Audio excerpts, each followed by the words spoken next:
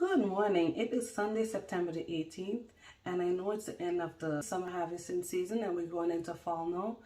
And cooler in some states, and some of the plants that we have in our gardens are getting ready to be put indoor and overwintered, or they're getting ready to be done with.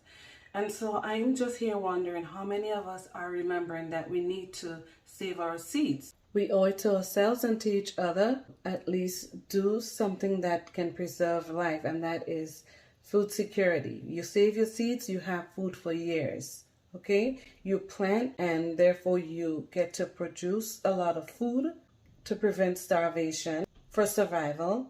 And so you get to do two things: secure food and provide food. And I think it's just an obligation that we should have as growers, whether it's on a small scale or a large scale, as homesteaders. We owe it to ourselves and to show our children and to pass it on, so that way we can have food security. Like, it doesn't matter to me how long you save your seeds for. Sometimes they stay good, sometimes they don't. It depends on how you store it. And it doesn't take much to store your seeds properly. You just got to make sure that they're in a cool, dark place and that there's no moisture there. Sometimes we get excited or we get greedy, a little bit too greedy, and we harvest all of our fruits, all of our crops, all of our vegetables.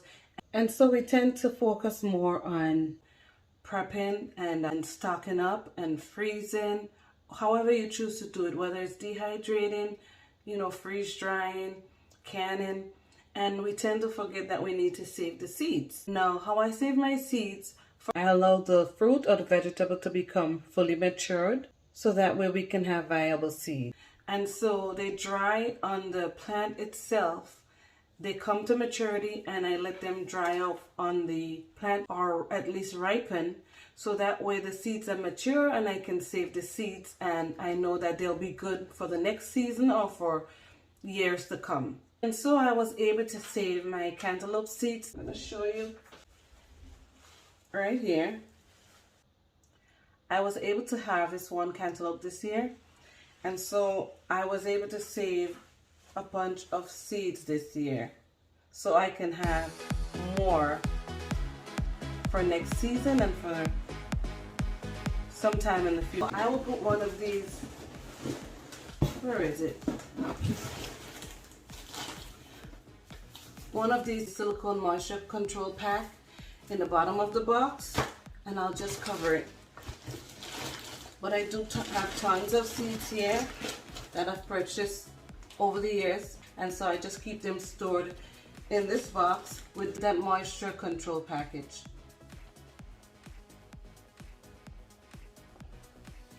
Here are some of the seeds I was able to save so far, and some of my vegetables that I allowed to go to seed or to come to full maturity. So I'm going to extract the seeds when it's all dried out and ready to go, and I will save them for planting in the future.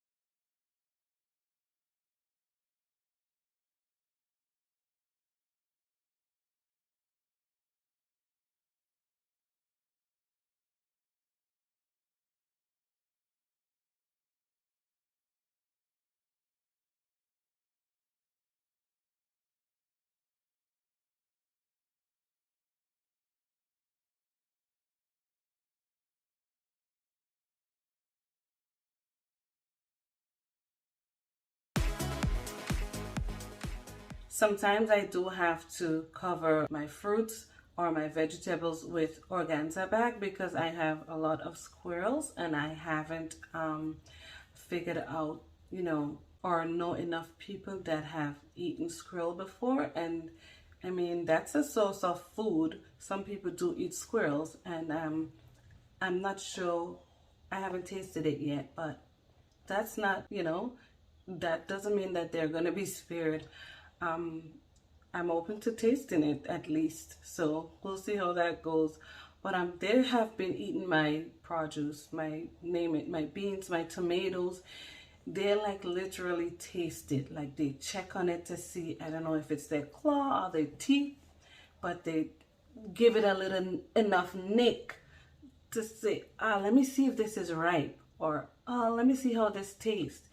And they just sometimes pick it off the tree and let it be, and it goes to waste. It's not fully developed, so I have to cover it with an organza bag, which I bought on Amazon. That way I can save the fruit, or more so save the seed, and allow it to go to maturity once it's covered, and I get to save the seed that way.